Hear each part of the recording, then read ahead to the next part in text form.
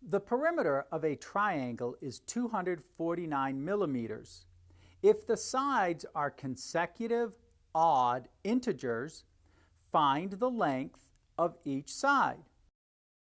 We begin by familiarizing ourselves with the problem, and we would let x equal the length of the first side in millimeters. And that means that the second side,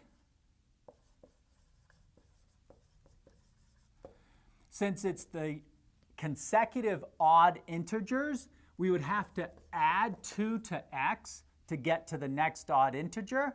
And so that would be x plus 2 millimeters. And the third side, we would have to then add 2 to this to get to the next odd integer. So that would be x plus 4 millimeters. The second step in the procedure is to translate. And what we know is that the perimeter is 249 millimeters. So we need to translate this into an equation.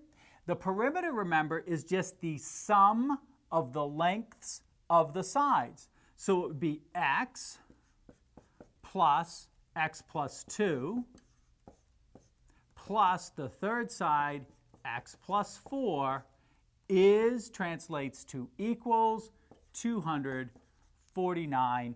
And of course, it's millimeters, which we'll reintroduce at the end. Simplifying, we have x plus x plus x, which is 3x. 2 plus 4, which is 6, equals 249.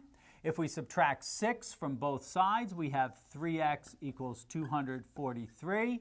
And now if we divide both sides by 3, on the left-hand side it simplifies, equaling x.